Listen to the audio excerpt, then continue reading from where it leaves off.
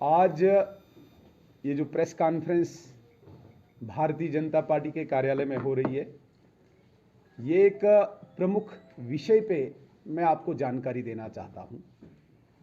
जैसा कि आप सब जानते हैं कि आतंकवाद जब चरम सीमा पे था, जब टेररिस्ट्स मैसेकर कर रहे थे, किलिंग कर रहे थे,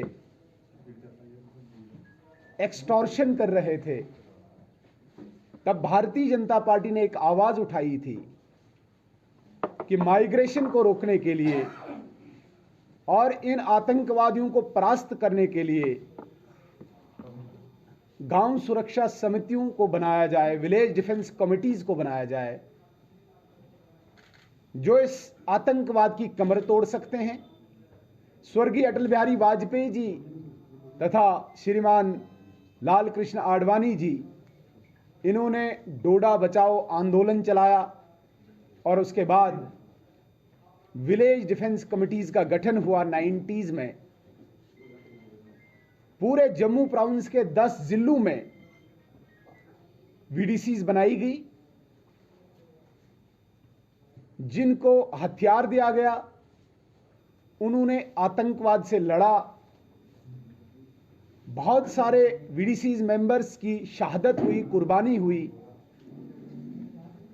और आतंकवाद को परास्त किया। मैं आपको याद दिलाना चाहता हूं, बहुत समय पहले एक आतंकवादी से जब इंटरव्यू लिया गया था किसी मीडिया पर्सन ने, उस आतंकवादी से पूछा गया था कि तू सबसे ज्यादा किस फोर्स से डरता है, तो उसने उस वक्त कहा था, मैं वीडीसी एसपीओ से सबसे ज्यादा डर लगता है मुझे। ये वो ताकत है जिसने पाकिस्तान में उपजे इस इरादे को विफल कर दिया, माइग्रेशन को हमारी पेरिफेरीज से रोका।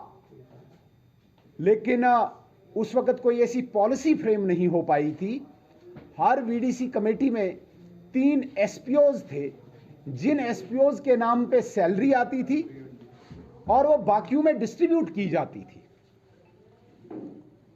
2 साल पहले वो एसपीओज कोर्ट में गए और कोर्ट से एक फैसला लाए कि they are not bound to distribute their salary among other members, और इस प्रकार से वो वीडीसी के जो एसपीओज थे वो रेगुलर एसपीओ बन गए। वो लाइंस डीपीएल्स में ड्यूटी देने लगे, पुलिस स्टेशंस में ड्यूटी देने लगे, और जो बाकी सदस्य थे वो विदाउट सैलरी हो गए। 2 साल से इनको कोई तनख्वाह नहीं, और काफी विलेज डिफेंस कमेटीज इस वक्त नॉन फंक्शनल हैं, डिसबैंड कर दी गई। काफी लोगों ने इस हताशा में अपना वेपन जमा करा दिया और वहां से इस्तीफा दे दिया, क्योंकि आपको पता होना चाहिए, एक छोटा सा व्यक्ति गांव में दूर दराज जो अपनी तथा गांव की सुरक्षा कर रहा है, उसे बीपीएल का अधिकार नहीं है, उसे बाकी सुविधाओं का अधिकार नहीं है। इसलिए ये सुविधाएं पाने के लिए उन्होंने वेपन भी जमा किया और खुद रिजाइन कर दिया। तो इस प्रकार से जो वीडीसी का कंसेप्ट था, जो भारतीय जनता पार्टी के तब के हमारे शीर्ष नेताओं ने इनका गठन किया था, इसको पुनर्स्थापित करने के लिए भारतीय जनता पार्टी ने पिछले 1 साल से एक मुहिम चलाई थी। जो वीडीसी के मेंबर्स थे, पिछले 16 मार्च से लेकर अभी तक इस जदोजहद में थे, कशमकश में थे।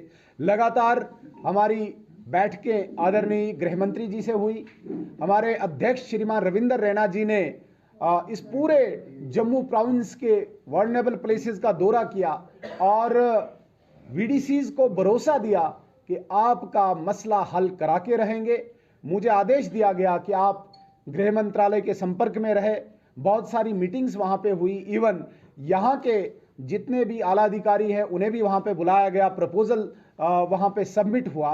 और कल जिस प्रकार से आपने देखा होगा, आदरणीय गृह मंत्री जी श्री नरेंद्र मोदी जी ने हमारा एक डेलीगेशन दिल्ली में बुलाया और आश्वस्त किया कि ये जो प्रमुख मांगें थी, जिनमें मैं कहना चाहूंगा कि वीडीसी को पुनर्स्थापित करना। पहली मांग, वीडीसीज के जितने भी मेंबर्स है उनको एट पार, एक रैंक में लाना। न कोई एसपीओ रहेगा न मेंबर रहेगा।